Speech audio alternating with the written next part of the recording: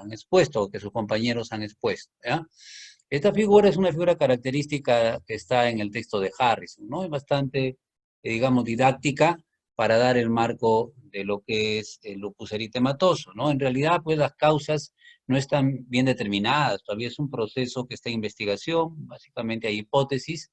Lo que se sabe, por lo menos, es que es un polimorfismo genético, ¿no? Eso quiere decir de que está originado por mutaciones en varios genes. Uno solo de ellos tiene una probabilidad muy baja de desarrollar el lupus. Entonces se necesita que simultáneamente coincidan alteraciones en la vía del complemento y o en el antígeno leucocitario humano, ¿no? Que es el que codifica al final para lo que es el complejo mayor de histocompatibilidad, de manera que haga un procesamiento anormal de los antígenos. Probablemente una de las fallas más importantes está ahí, ¿no? Por supuesto, también hay receptores para las inmunoglobulinas que pueden encontrarse involucradas. Se ha encontrado, por ejemplo, lo que tiene que ver con la proteína quimiotáctica, ¿no? Esta está en inglés, obviamente, monocítica de tipo 1, como otro factor genético alterado que puede estar involucrado en la patogenia. No es suficiente la genética, como han dicho, también tiene que haber factores predisponentes o desencadenantes que están relacionados con lo que es la radiación ultravioleta, por ejemplo, ¿no? Con lo que corresponde a la presencia de estrógenos, es otro factor relevante, y algunas infecciones virales, ¿no? Que, digamos, actúan como si fueran desencadenantes por cierta similitud inmunogénica. Esa es la infección, por ejemplo, por el virus de Epstein-Barr, ¿no?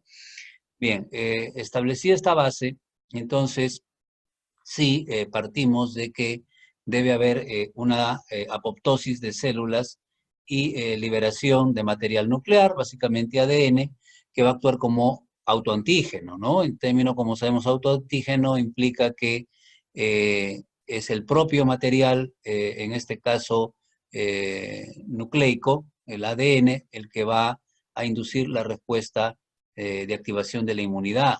Están las células presentadoras, el resto ya se vio un poco la semana pasada respecto a la activación de las clonas de linfocitos T, la activación de los linfocitos B, el comportamiento de los linfocitos B como células presentadoras a su vez, ¿no? La diferenciación en las clonas TH1, TH2, ¿no? TH17, en fin, la activación del complemento y quizás tener presente que en el lupus en particular hay una respuesta potente, ¿no? Intensa de las clonas de linfocitos B y de la producción de autoanticuerpos. Ese es el factor capaz más relevante. No quiere decir que los linfocitos T no son importantes, pero el componente más importante radica en la línea de los linfocitos B.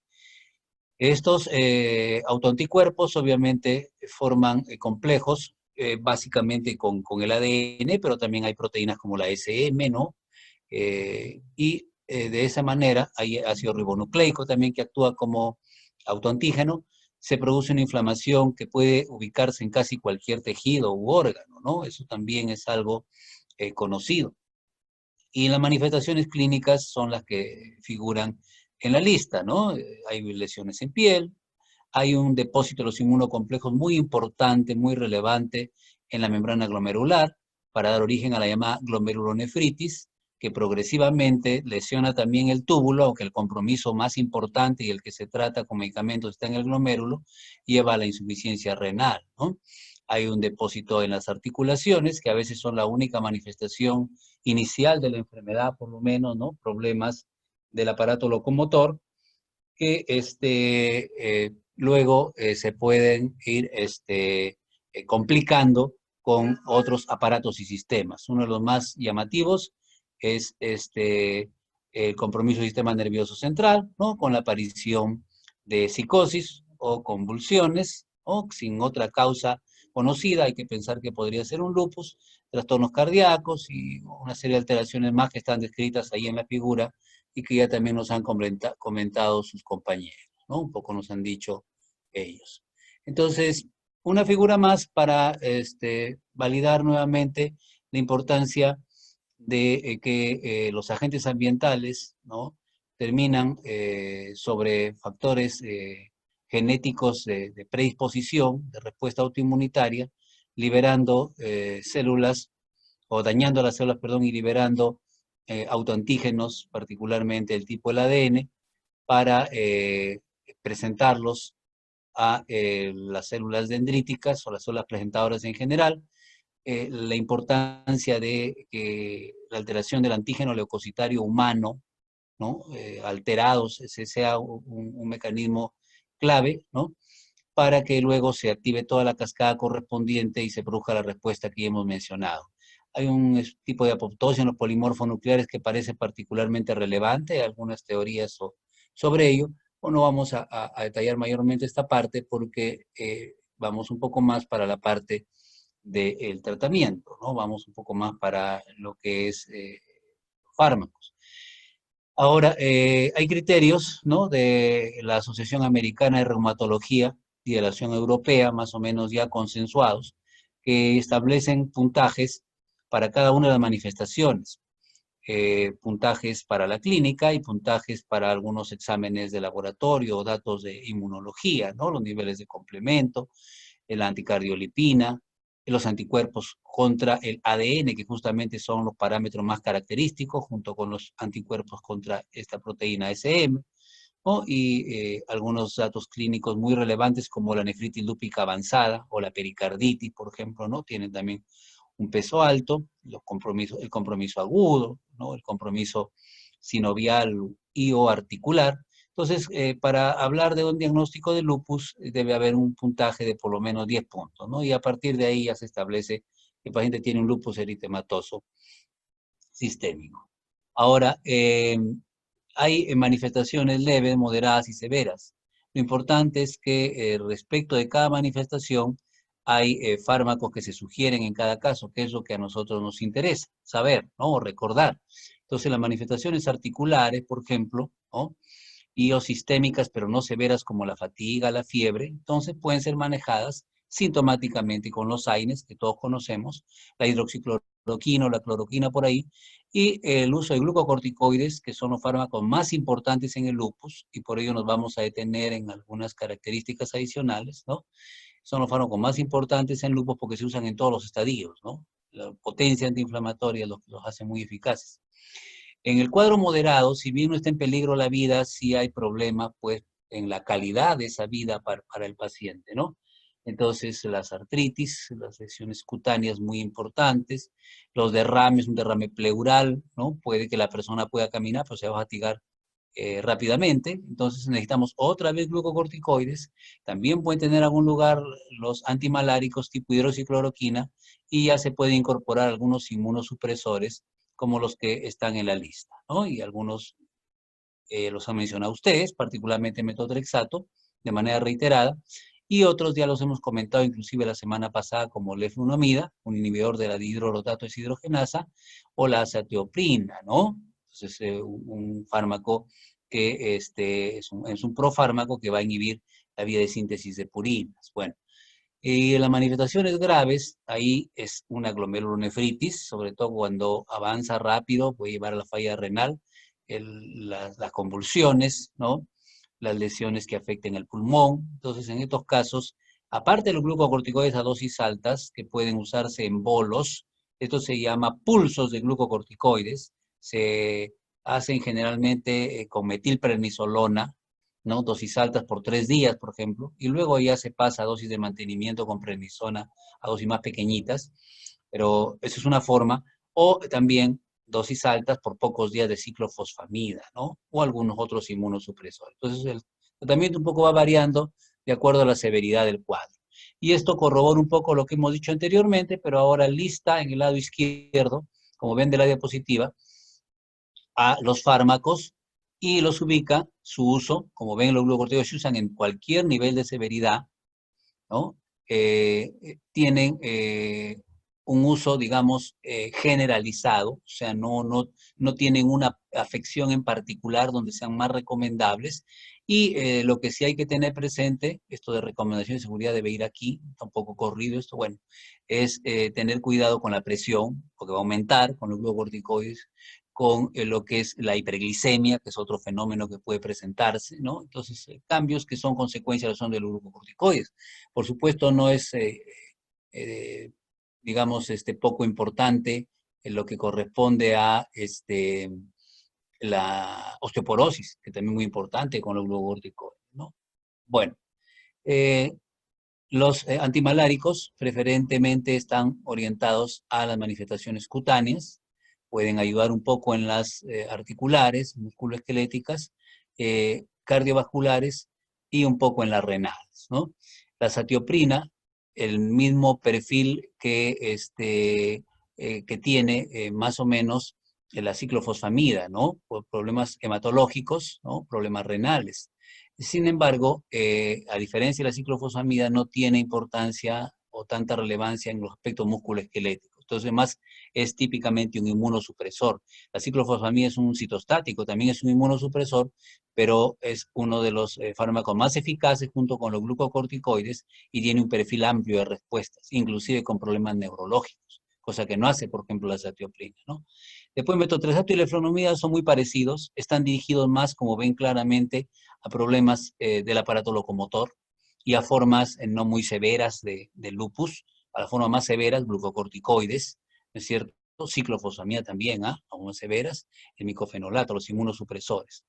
La ciclosporina, más cuestiones renales, y el belimumab, que es el que se ha estudiado un poco y que se está usando un poquito más que otros anti-TNF, porque es un anti-TNF al final, ¿no? Para formas leves a moderadas, compromisos aparato locomotor, un poco cutáneos, y el rituximab para formas severas. Eso también está validado, tiene bastante información, y un uso en general cuando no hay una buena respuesta a otras medidas, ¿no? Entonces, dentro de los fármacos más importantes para el manejo del lupus. Respecto a lo que es el mecanismo de acción de los glucocorticoides, ya hemos hablado, entonces no olvidar cuatro aspectos capaz precisos, ¿no? Uno, de que no todos los mecanismos son genómicos, también hay un componente no genómico que puede potenciar la actividad de proteínas antiinflamatorias a nivel citosólico, y es un poco más rápido. Dos, que los principales mecanismos son transcripcionales, sin embargo son lentos, toman algunas horas, pero son mucho más eficaces.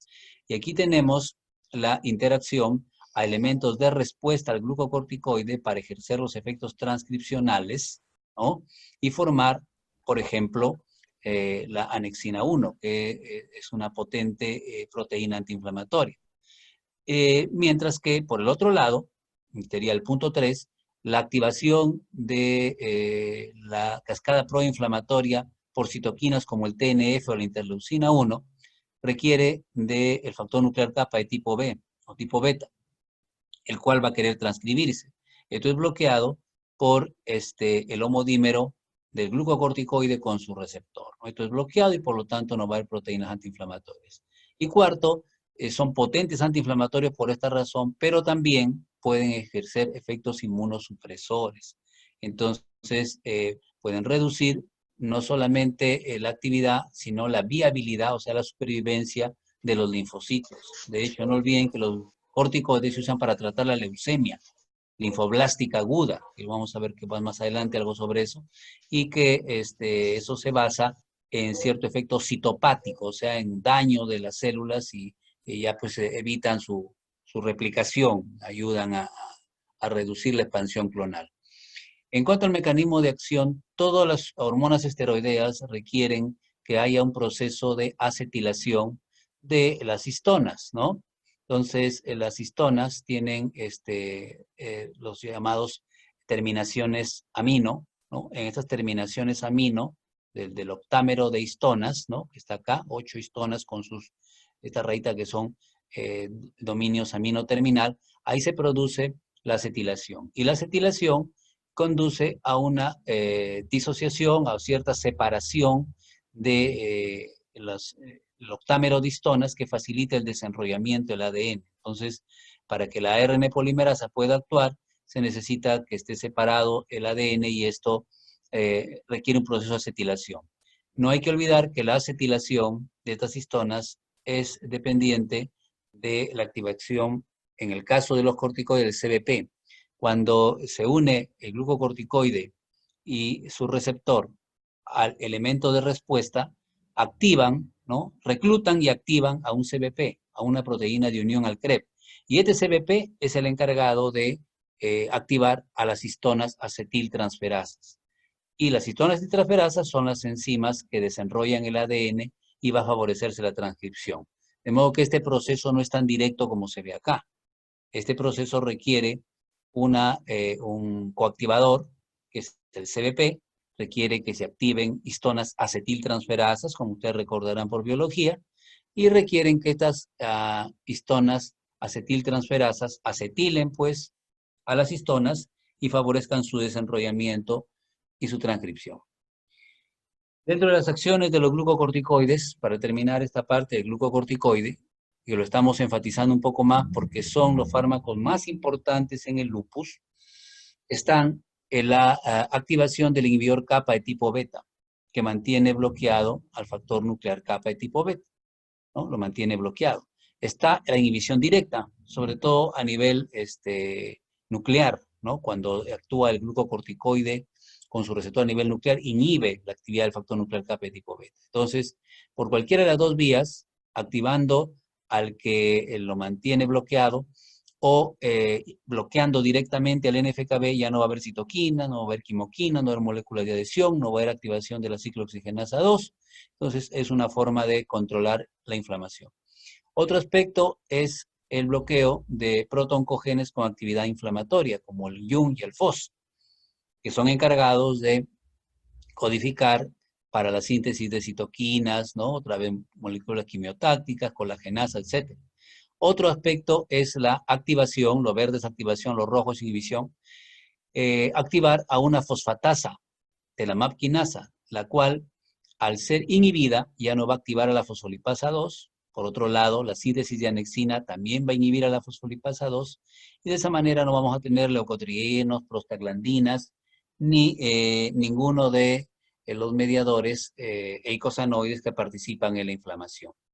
Los efectos de los corticoides, entonces, son potentes y son muy extensos, ¿no? La inhibición de la síntesis de muchas citoquinas, incluido el factor estimulante de colonias de granulocitos, de muchas quimioquinas y de muchas enzimas, incluida la oxionítrico sintasa, etcétera, disminuye, pues, la inflamación, la respuesta linfocitaria, en el caso de la IL-2, la unión al endotelio, ¿no? La migración, y etcétera, ¿no? Todo eso está bastante escrito en el cuadro. Los otros medicamentos que se usan en el lupus, como la ciclofosfamida, ya le hemos mencionado la semana anterior. ¿Ya? Vamos a enfatizar lo que no hemos mencionado un poco y abundar un poquito más en artritis reumatoidea. Igual nos vamos a pasar un poquito.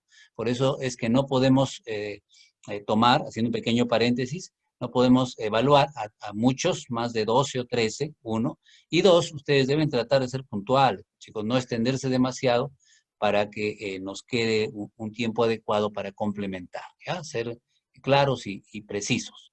Bueno, entonces decíamos que nosotros tenemos que dentro de los fármacos que se utiliza en lupus, está la satioprina, está la ciclofosfamida, está la ciclosporina en algunos casos, ¿no? Y dentro de los medicamentos biológicos que está tomando importancia, como lo hemos visto en uno de los cuadros anteriores, tenemos al rituximab, ¿no? Entonces, el rituximab va a ser un anticuerpo monoclonal dirigido contra el receptor de superficie del linfocito B, CD20, ¿no?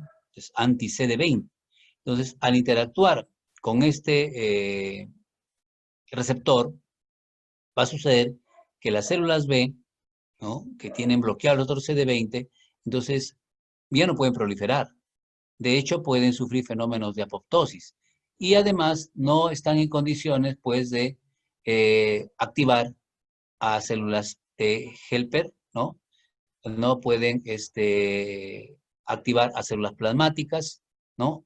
no pueden activar a las que son patógenos específicas de vida larga, entonces estos fenómenos se van a bloquear. Va a haber una inhibición, un bloqueo, ¿no?, de estos fenómenos que estaban siendo activados por las células, por los linfocitos B. Entonces, esto va a dar una respuesta importante, el bloqueo de estas células autorreactivas, sobre todo, va a ser importante en el caso del lupus, ¿no? Por otro lado, la interacción que existe entre los linfocitos B, CD20 y las células TCD4, ¿no?, también se va a ver inhibida, y eso va a ayudar también a inhibir la respuesta inmunitaria dependiente de los T-helper, ¿no?, que son fundamentales, como saben ustedes, en el procesamiento inmunológico. Entonces, estas son las respuestas más importantes relacionadas con este anti-CD20, perdón. Un poco la estructura no es puramente humano, tiene un componente murino, ¿no? O sea, tomado de la rata, ¿no? Y eso lo hace pues un anticuerpo monoclonal híbrido. Y vemos que el rituximab tiene efectos pues sobre los diferentes tipos de células B, produciendo en este caso una inhibición y un deterioro de la respuesta que se da a nivel de los ganglios linfáticos, a nivel de los órganos linfoides, hay actividad a nivel del tejido sinovial, ¿no?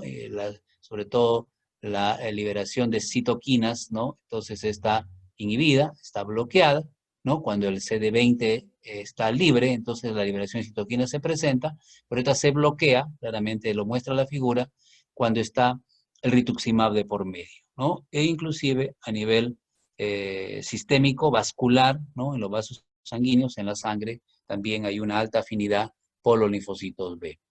No es un medicamento inocuo, puede producir algunos síntomas parecidos a la gripe o algunas reacciones parecidas a la hipersensibilidad de tipo 1, ¿no? Con hipotensión, broncoespasmo, pero que son más raras. Lo más frecuente, como ven ustedes, está relacionado con un síndrome parecido al gripal, después de la administración parenteral. A corto plazo, esto es endovenoso, ¿no? A corto plazo puede producir una mayor susceptibilidad a las infecciones. Todo lo que deteriore la respuesta inmunológica, obviamente va a facilitar la aparición de infecciones, ¿no? Dentro de los efectos adversos más relevantes. El TNF-alfa, ¿no?, como sabemos, es una citoquina muy importante, más capaz en la artritis reumatoidea que en el lupus, pero en el lupus también se ha desarrollado un medicamento para tratar de bloquearla. Como sabemos, el TNF-alfa, al unirse a su receptor, puede inducir el fenómeno de apoptosis, ¿no?, mediado por caspasas, la liberación de citocromo C, la lesión del ADN y la muerte programada.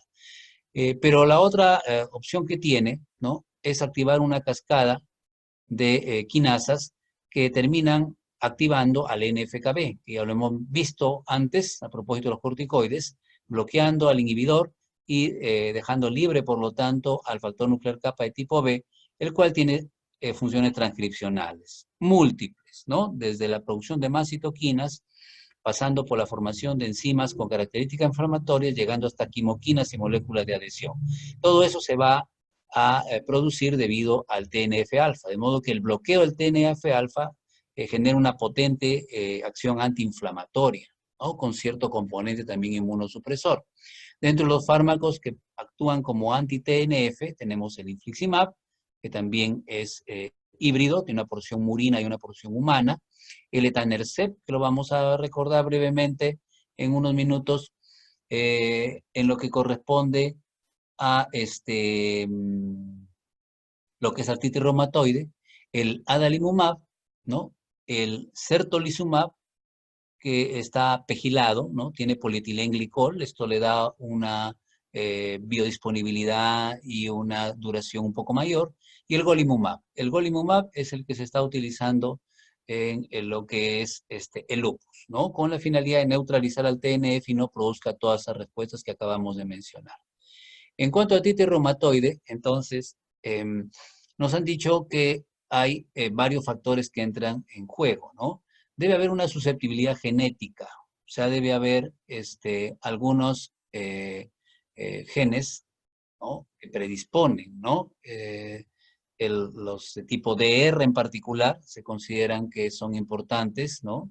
en la predisposición a la artritis reumatoide. Y son también importantes para la codificación del antígeno leucocitario humano, o sea, para los complejos de histocompatibilidad. Entonces, en todas las enfermedades autoinmunes, ¿no? Tiene relevancia aquello que se encarga de hacer la presentación antigénica. En este caso, con el HLA, antígeno leucocitario humano, ¿no? Y los complejos de histocompatibilidad, se ha encontrado también una relación.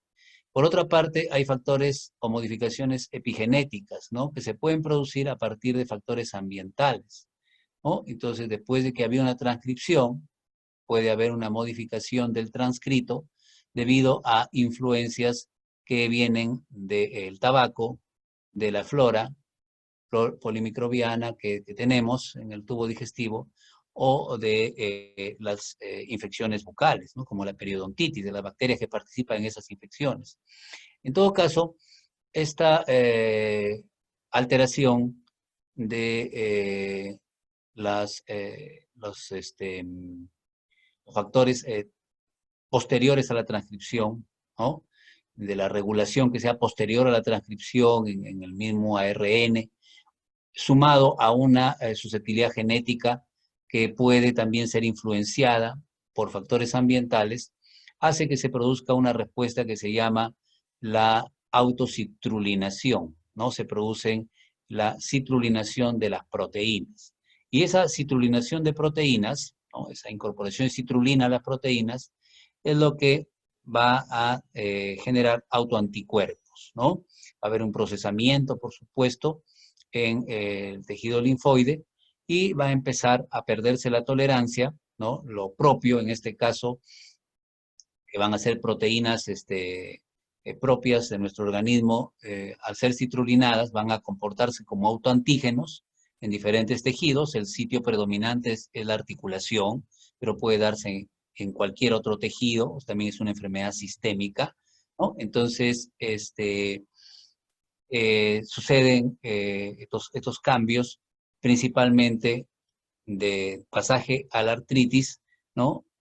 Justamente activa en la articulación, ¿no? Pero puede haber modificaciones vasculares, ¿no? Metabólicas, alteración del sistema nervioso central, en fin, puede haber otros factores otros trastornos, porque sigue siendo una enfermedad sistémica, o pueden coexistir otras enfermedades junto con la artritis reumatoide. Parte de la respuesta, para cerrar este punto, porque varios compañeros han mencionado características de la formación del panus o paño, como dijo alguien, requiere como célula central el linfocito TCD4, ¿no? Entonces el linfocito TCD4, como vemos, puede ser activado por interferón gamma, por la interleucina 12, ¿no? A su vez puede producir interferón gamma para activar a los macrófagos, y este TCD4 activado se encarga a su vez de activar la respuesta osteoclástica, lo cual va a erosionar el hueso, ¿no? Esto depende de un ligando RANK, RANK L, hay algunos detalles más, pero hay una actividad de resorción ósea por el osteoclasto. Hay una activación de los fibroblastos, ¿no? Para producir de manera importante metaloproteinasas, ¿no? Enzimas que van a lesionar la matriz tanto del tejido conectivo como del cartílago o el mismo hueso, y los condrocitos, ¿no? Que también van a estar activados. Esta producción en todas estas enzimas proinflamatorias, ¿no? Es responsable de que se active además la migración de los polimorfos nucleares, y todos los efectos sumados llevan a la erosión del hueso y del cartílago. Primero se pierde el cartílago, ¿no? Y luego comienza a erosionarse el hueso, y hay una deformación articular que se llama anquilosis, ¿no? Las articulaciones se deforman, se desvían, salen de su eje. Para diagnosticar artritis reumatoidea, entonces debe haber un puntaje por lo menos de 6 o más en esta escala de valoración, donde a mayor número de articulaciones afectadas, sobre todo son pequeñas, manos, pies, hay más puntaje. La presencia del factor reumatoideo, es una inmunoglobulina M, ¿no? Y o los anticuerpos contra los péptidos citrulinados, ¿no? Tienen también un valor más alto. La velocidad de sedimentación y o la proteína C reactiva elevadas también dan puntos. y el que la enfermedad sea prolongada, que no sea un cuadro de corta duración. Cuando es cuadro de corta duración, a veces una artritis reactiva, es decir, producto de una inflamación por un virus o una bacteria, la articulación, una infección sistémica, a veces se produce inflamación articular, pero eso no es artritis reumatoidea, sino cumple estos criterios y no tiene un periodo de duración suficiente, ¿no? Ahora, ¿cuál es el objetivo del tratamiento, no? Los objetivos del tratamiento son justamente conseguir una mejora en una serie de signos o síntomas, ¿no?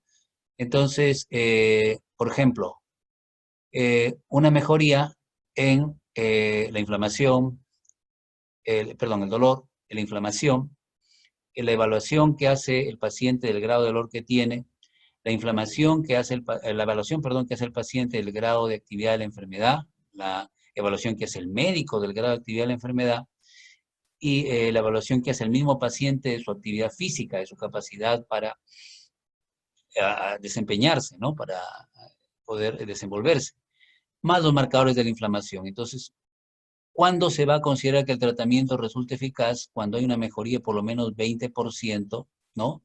En en 3 de estos 5 parámetros, más una mejoría del 20% por lo menos en el dolor y la inflamación articular. Entonces, ahí se puede decir que el medicamento que se está dando está resultando eficaz. Si no hay ese mínimo de mejoría, entonces el medicamento no sirve, podríamos decir, ¿no? No tiene valor. Para el tratamiento de artritis reumatoidea se empieza con el FARME, ¿no? El FARME. El FARME significa fármaco antirreumático modificador de la enfermedad. Entonces, este tiene que empezarse de manera precoz. Sin embargo, su inicio de acción no es rápido. Toma unas 4 a 6 semanas. Entonces, en tanto el FARME alcanza su efecto máximo, se usan corticosteroides, ¿no? Hasta que el FARME alcanza, pues, su eficacia, ¿no? Esos corticosteroides esencialmente son o es la prednisona, a dosis lo más bajas posible para evitar los efectos adversos. Entonces, no se usa prednisona sola, se usa prednisona con FARME. ¿Ah? Mientras el FARME alcanza eficacia, se usa prednisona. Una vez que ya el FARME alcanzó eficacia, la prednisona se suspende. Eso es una diferencia importante con lo que sucede en el lupus. En el lupus, el fármaco de primera línea es el glucocorticoide. Es lo que se busca, un efecto antiinflamatorio, que puede prolongarse por meses, la prednisona. Y es el medicamento central. Si no hay respuesta, y hay que pensar en un fármaco como la ciclofosfamida, ¿no? En la azatioprina, en la ciclosporina, en el metotrexate, ¿no? Y para algunos casos estamos viendo que se puede considerar en lupus, estábamos diciendo en lupus, ¿no? El rituximab, para casos un poco más graves, o el golimumab, ¿no? Pero en el artritis reumatoide es diferente. La prednisona es un ayudante de segunda línea, digamos. Los medicamentos principales son los fármacos, ¿no? Los fármacos antirreumáticos modificadores de la enfermedad. Ellos son los que detienen la progresión. Si no, las articulaciones se van a torcer y ya no van a servir. Y la prednisona es un ayudante básicamente por su efecto antiinflamatorio, ¿no? Por su efecto antiinflamatorio. Bueno, hay que prevenir que no vaya a aparecer osteoporosis por usar el corticoide dentro de lo más relevante. Ya vamos a ir terminando, ya nos pasamos, ven, de la hora. Por eso es que queremos que ustedes sean también un poco precisos para nosotros no pasarnos de la hora. Ya vamos a acabar. Entonces, 3 tipos de medicamentos se usan en artritis reumatoidea. Los AINES, solo como sintomáticos, solo para el dolor y un poquito en la inflamación, AINES. Mientras hay dolor.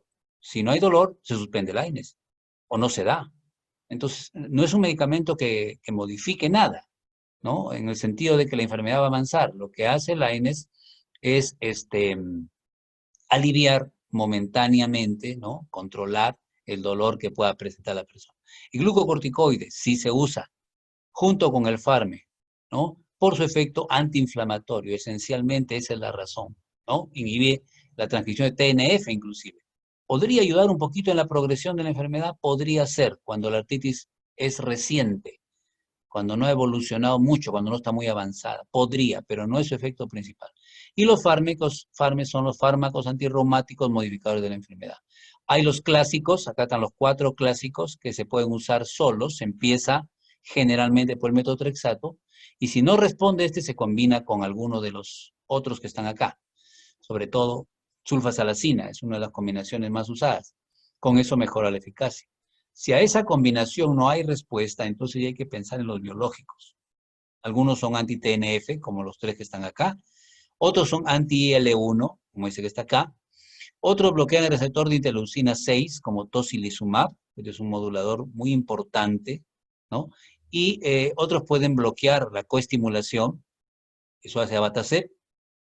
Y existen los que bloquean el receptor CD20, como el rituximab. Acá falta poner receptor CD20, rituximab. Está medio angulado esto, bueno. Pero esos son los biológicos.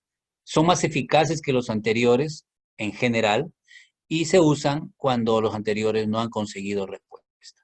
El mecanismo de acción de los AINE no lo vamos a detallar, ya ustedes lo conocen, solamente recuerden que hay COX-2 no selectivos, ¿no? Que, como el naproxeno, por ejemplo, que tiene un poco más riesgo de gastrolesividad y de daño al riñón, ¿no? Pero no producen problemas cardíacos, son más o menos seguros. Mientras que los COX-2 selectivos como el celecoxib o el meloxicam, ¿no? O el etoricoxib, solo actúan en la COX-2. Eso produce menos daño en el estómago y menos daño en el riñón, pero puede aumentar el riesgo de isquemia miocárdica. Entonces, todo medicamento tiene efectos beneficiosos y tiene efectos perjudiciales. No vamos a leer esto, ahí ustedes lo revisan, la excelente biodisponibilidad del naproxeno, las reacciones adversas, sobre todo ulcerativas, renales, ¿no? El riesgo de dañar más el hígado con el paracetamol o hacerle una úlcera con glucocorticoides, le dan una leidita. La prednisona, que sabemos que inhibe la fosfolipasa 2 y tiene mecanismos transcripcionales, transactivadores, transrepresores. Importante, una vida media biológica de 36 horas. No se olviden eso, porque eso quiere decir que se puede dar una vez al día, pero también se puede dar dejando un día. Y en algunas circunstancias hasta cada 3 días, ¿no? O sea, dejando 2 días, ¿no? Dejando 2 días. Es posible, por su vida media biológica larga, ¿no? Tiene muchas reacciones adversas, varias interacciones que hay que tener cuidado, ¿no? Con los AINES, por ejemplo, aumenta el riesgo de úlcera, ¿no? Con la digoxina de problemas cardíacos. Y no se puede usar si una persona tiene hipertensión severa porque la va a disparar más todavía. Entonces, tiene beneficios, pero también algunos riesgos. El fármaco de primera línea en artritis reumatoide definitivamente es metotrexato. Ya sabemos que inhibe la síntesis de pirimidinas y de purinas, ¿no? Convirtiéndose primero en metotrexato de poliglutamato, en fin, ya lo vimos la semana pasada, eso ya ustedes lo revisan, ¿no? La biodisponibilidad puede llegar hasta 80%, no es tan baja, por ahí he escuchado 60, puede ser un poco más. En todo caso, es un fármaco que tiene muchas reacciones adversas, pero es el de primera línea el que ha resultado con una eficacia aceptable a pesar de sus efectos adversos, de suprimir la médula ósea, de dañar el hígado, ¿no? De interactuar con el alcohol y agravar la lesión hepática, o con los AINES agravar el riesgo de daño en la médula ósea, en fin, y estar contraindicado si hay falla hepática o renal severa, ¿no? Entonces es un medicamento muy seguro, pero es el que se considera el fármaco con el que se inicia el tratamiento. Entonces, el eflunamido metotrexato inhiben la proliferación clonal de los linfocitos T y los linfocitos B, de manera que reducen la actividad de la artritis reumatoide.